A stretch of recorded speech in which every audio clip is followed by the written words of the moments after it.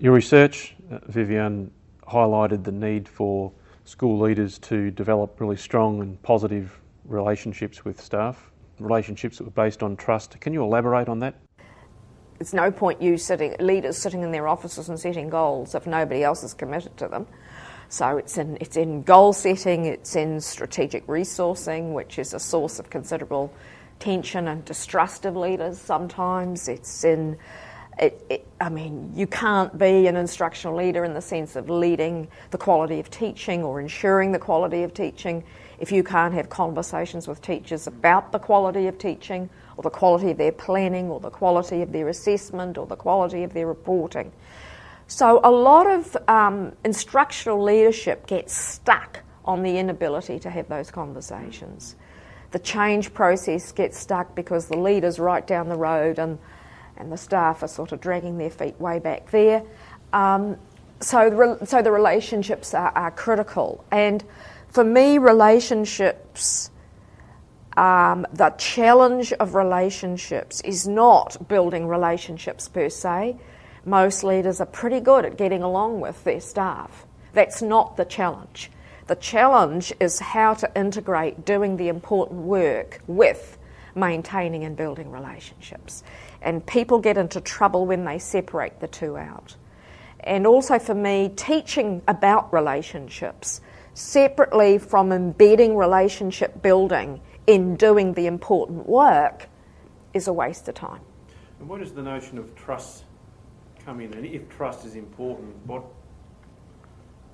do leaders do in order to be trusted? Yes, well, this is again where integrating the work with the relationship building is critical, because trust is a result. It is not a precursor.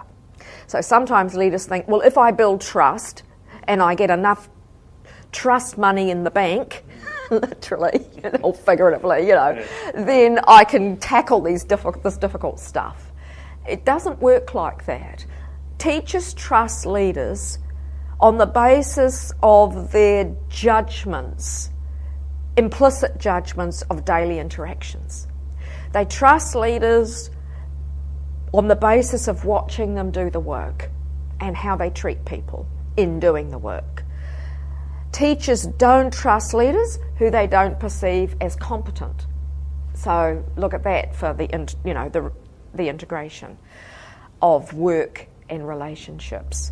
Leaders who do not tackle the difficult stuff are not seen as competent. Those two things go together, and that reduces trust. Education is a team business. What I can do in my classroom is really dependent on what you've done with the same students the year before, what you're doing with them in terms of the norms and expectations you set really affects me. The risks I can take to try stuff out is going to depend on the way the leaders treat me if I fail. So it's a very risky team-based, interdependent business, and that demands trust. So leaders can do a lot to build trust because we know the determinants of trust: personal integrity, leadership competence, perceived competence, interpersonal competence, getting the work done in respectful ways. So we do a lot of work in the Centre for Educational Leadership that I lead in Auckland on the actual detail, the conversations of building trust. We call it open to learning conversations, and we teach people how to tackle tough stuff while building trust.